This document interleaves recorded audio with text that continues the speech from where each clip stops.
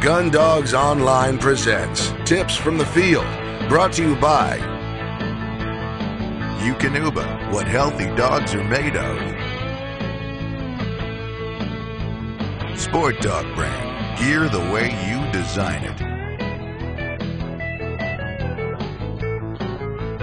Remington Sporting Dog, continuing to support the outdoor tradition.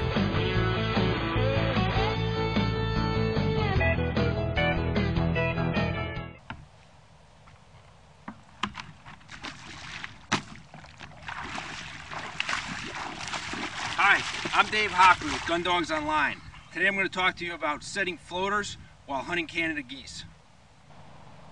The U pattern is exactly what it sounds like. It's a U. It's your base for your decoy set, which you can modify with each set depending upon the wind and conditions. And this is the beginning of our U. We have two birds off in the distance that are swimming in. It then follows up the line. If we move up to the head here, this is where the majority of our birds are. The reason we do this is for drawing power. This will pull the birds up front where we want them. Going down the backside off the opposite bank is the other end of the U. So in this scenario, the wind is from my left to my right. The birds will come in this way into the decoys. And as you can see, we have a big hole in the middle of the decoys for them to land in. Should the geese not land in the hole, as we predict them to do, and overshoot the head of the rig, which they will do at times, it won't matter due to our positioning, because we'll have a crossing shot as they go by. As you can see over my shoulder here, we have some land decoys. We'll use these for a visual for the geese to see from long distances. In situations with tidal marshes like this, when the decoys drop below the banks, you need these for the geese to pick up when they're out in the distance when they hear your calling. You don't need many, but a few goes a long way. Flagging is equally as important when hunting over a water rig as it is over a land rig. In a situation where the boat is up against the bank and you're below the bank with a lot of land decoys, you can use a T flag. But otherwise, use a simple square black flag to do your flagging. The pattern that we're looking at here is the J pattern. It's in the basic shape of a J. You can deviate it from it slightly if you'd like, move some of the decoys out or in, but for the most part you maintain this pattern. As you can see off to my right is the head of the rig. This is the upwind end of the rig. It has the majority of the decoys in it.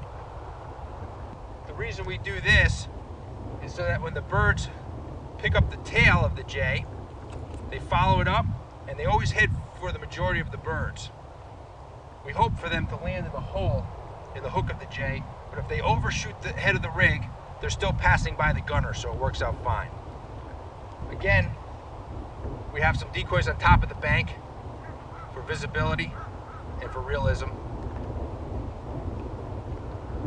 And the wind is going from my right to my left. Again, the head of the J is up to my right, and then the tail comes down, downwind, and then funnels down to a couple birds off to my left.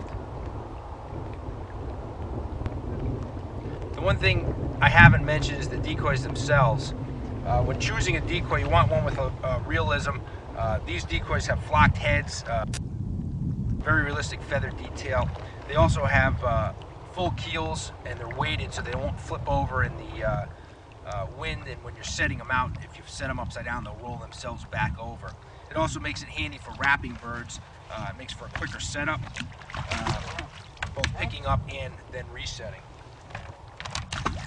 These decoys here are Avery's greenhead gears. There's several on the market. These are my preference.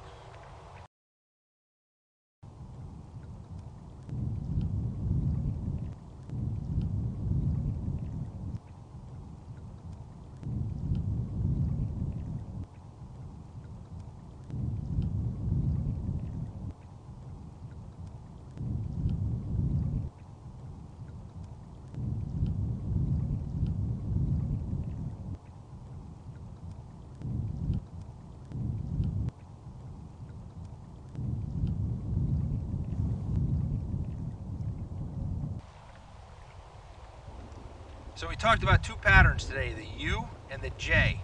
Remember, you can deviate from these patterns. You can move decoys outside of the pattern, and in fact, it's good to do that, to have a few birds swimming in to look more natural. We also talked about having decoys up on the bank in tidal marshes where the floaters drop down. You need a visual, and the more full bodies you have on the bank, the better. We also discussed in the head of the rig, you want the majority of your birds. The head of the rig is upwind. That's what your pulling or focal point is for the geese. So they'll follow those birds as they come in, and you're going to set your blind accordingly. And the last thing is flagging. Flagging is just as vital on water as it is on land.